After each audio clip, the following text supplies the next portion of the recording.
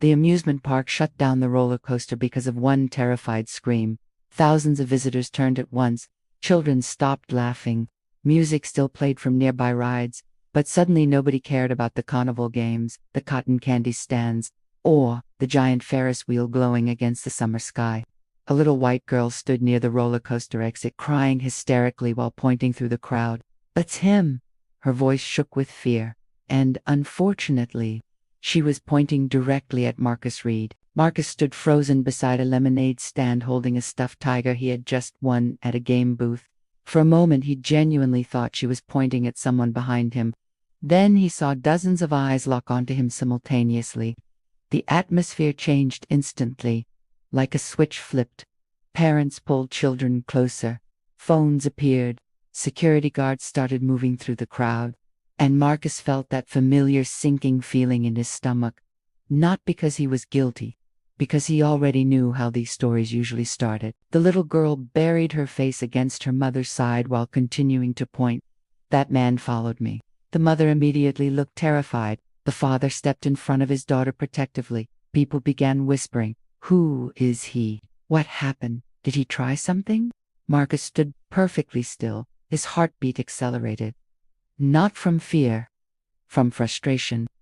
Because within seconds he had transformed from amusement park guest to possible threat, without evidence, without questions, without facts, just fear. The father pointed aggressively. "Don't let him leave." Marcus stared at him. Leave. The man ignored him completely. Two security guards quickly arrived. One looked at Marcus, the other looked at the crying child. "What happened?" The father answered immediately. "My daughter says this man followed her." Marcus closed his eyes briefly. "Not again." The security guard turned toward him. "Sir, can you come with us?" Marcus laughed once. A tired laugh. The kind that came from experiencing the same story too many times. "Can somebody ask what actually happened first?" Nobody answered, because the accusation already carried more weight than his explanation. The crowd continued growing. A teenage girl started recording. An older man shook his head disapprovingly. A mother pushed a stroller farther away from Marcus. Every tiny action hurt more than the last. Because nobody knew him. Yet somehow everybody felt comfortable fearing him. The little girl looked around, 8 years old, blonde hair, pink amusement park t-shirt, tears running down her cheeks. Marcus recognized her immediately, and that realization made everything worse. The security guard folded his arms. "Do you know this child?" Marcus nodded slowly. "Yes." The crowd reacted immediately. Gasps, whispered, phones lifting higher. The guard narrowed his eyes. "How?" Marcus pointed toward the giant pirate ship ride nearby. "She was crying 20 minutes ago because she lost her family." The little girl froze. The parents looked confused. Marcus continued. "I helped her find a park employee." The mother blinked. "What?" The child suddenly looked down. The father frowned. "Emily." The little girl didn't answer. Marcus already understood what happened. Children sometimes fill gaps with imagination. Adults filled them with fear. A dangerous combination. The security guard looked toward the child. "Is that true?" Emily hesitated, then quietly nodded. The crowd shifted slightly, but not enough, because suspicion once planted refused to leave quickly. The father still looked defensive. "Then why are you scared of him?" Emily looked confused herself now. "I thought he was following me." Marcus rubbed his forehead slowly. "Because we kept accidentally ending up near the same rides." The truth sounded ridiculous, but it was exactly what happened. The amusement park was crowded. People crossed paths constantly. Marcus had seen her several times after helping her earlier. That was all. The security guard looked uncertain now. The story suddenly felt less clear, but the damage was already done. People continued staring, judging, recording. Marcus looked around the crowd, then asked quietly, "If I looked different, would we even be standing here right now?" Nobody answered, because everyone understood exactly what he meant. The father looked uncomfortable. The mother, too. A fear fought hard against self-awareness before anybody could speak again. A woman rushed through the crowd. Park employee, red uniform, radio clipped to her belt. The second she saw Emily, her face lit up. "Oh my God, that's the little girl." The crowd fell silent. The employee pointed toward Marcus immediately. That man helped us find her earlier. Everything stopped. The employee continued speaking. She got separated from her family near the pirate ship. She looked directly at Marcos. You stayed with her until we located security. The mother's face drained of color. The father looked like somebody punched him in the chest. The employee smiled warmly at Marcus. We were actually trying to thank you. Silence. Heavy silence. The entire crowd suddenly understood something ugly. The man they feared, the man they surrounded, the man security approached first, had literally helped the child. The father lowered his eyes. The mother covered her mouth. Emily looked confused again. But I thought, Marcus gently interrupted, I know. The little girl stared at him, then quietly asked, Were you trying to help me? Marcus nodded. Yes. The child looked devastated. Children understood mistakes differently than adults. They didn't have pride protecting them, only honesty. Emily started crying again, but differently this time. Not fear, guilt. I'm sorry. Marcus felt something tighten inside his chest. Because she was 8 years old. She wasn't the real problem. The crowd stood silently, embarrassed, uncomfortable, exposed. The father finally stepped forward. I owe you an apology. Marcus looked at him. You owe yourself some questions first. That sentence landed heavily. The father lowered his eyes immediately, because deep down he already knew. His brain accepted the accusation before evidence, and he knew why. The amusement park employee suddenly spoke again. There's security footage. The entire crowd looked toward her. She nodded. The cameras near the pirate ship recorded everything. Minutes later, inside the park security office, the footage played across a large monitor. Everyone watched. Marcus helping Emily. Marcus kneeling beside her calmly while she cried. Marcus walking her toward staff. Marcus staying until employees arrived. Nothing threatening. Nothing suspicious. Just kindness. The room remained silent afterward. Because video removed imagination. Facts removed fear. And without fear, the accusations looked ugly. The security supervisor sighed heavily. This should have never happened. Marcus nodded slowly, no. The father sat down heavily, ashamed. The mother cried quietly. Emily stared at her shoes. And Marcus realized something sad. If cameras didn't exist, the truth might never have caught up.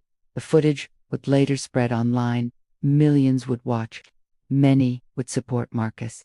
Others would insist the family was simply scared. America always found ways to soften uncomfortable truths. But Marcus understood something deeper. The issue wasn't one little girl. The issue wasn't one family. The issue was how quickly an ordinary black man became dangerous in people's imagination. Hours later, as fireworks exploded above the amusement park closing ceremony, Marcus sat alone near the giant Ferris wheel watching colors burst across the night sky. The crowd had mostly moved on, the story already fading for them, but not for him, because people forget accusations faster than the accused do. Then he heard footsteps. Emily, her parents, stood farther back, giving her space. The little girl held something in her hands, a small stuffed dolphin from one of the game booths. She handed it to Marcus. You can have it. Marcus smiled softly. Why? Emily shrugged. Because heroes get prizes. Marcus laughed quietly. For the first time all day, a real laugh. The little girl looked relieved hearing it. Then she asked a question that stopped him completely. Why did everybody think you were bad? Marcus looked out toward the fireworks, then back at her, and softly answered, Sometimes adults let fear decide things before facts do. Emily frowned. That doesn't make sense. Marcus smiled sadly. I know, because from a child's perspective, it truly didn't make sense. And maybe that was the most heartbreaking part of all. Emily sat beside Marcus near the Ferris wheel while fireworks continued exploding above the amusement park. Bright colors reflected across the lake beside the park and families pointed excitedly toward the sky.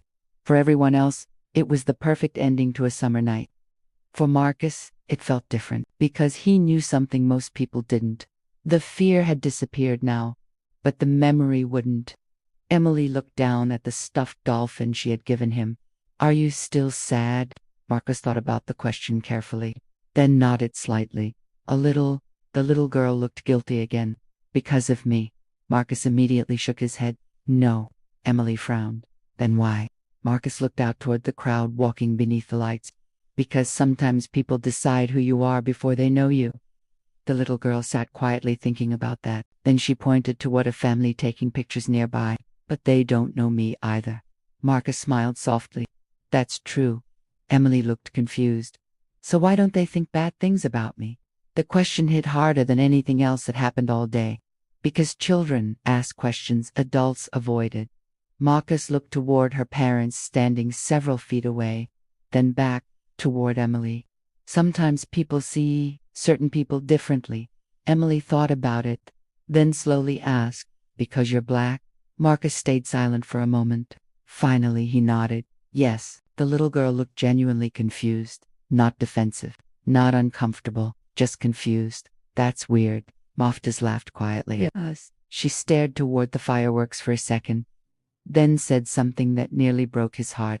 My dad says heroes are supposed to be brave. Marcus smiled. He's right. Emily looked directly at him. You were brave when you helped me. Marcus felt emotion tightening inside his chest. Because she saw the simplest version of the truth. Not race, not suspicion, not fear, just actions. A few minutes later, her parents approached slowly. The father looked emotional. I don't know if I'll ever stop feeling bad about today. Marcus stood up. You shouldn't spend your life feeling bad. The father looked surprised. Marcus continued quietly. Just make sure it changes something. The man nodded immediately. It already has. The mother wiped tears from her eyes. Thank you for helping our daughter. Marcus looked toward Emily. Any decent person would have done the same. The father shook his head slowly. Maybe. Then he looked down. But not every decent person would still be standing here after what happened. Silence settled between them. Because they all knew he was right. Many people would have left. Angry, bitter, humiliated. Marcus could have, nobody would have blamed him. But instead, he stayed. The final fireworks exploded high above the amusement park, filling the night sky with gold and silver light. Emily suddenly hugged Marcus one last time. Then she whispered softly, when I grow up, I'm going to remember the truth. Marcus smiled. What truth? The little girl stepped back and looked at him. The man everyone was scared of was the man who helped me. Marcus felt his eyes sting slightly, because sometimes the most powerful lessons came from children. As he watched Emily walk away holding her parents' hands beneath the glowing amusement park lights, he realized something important.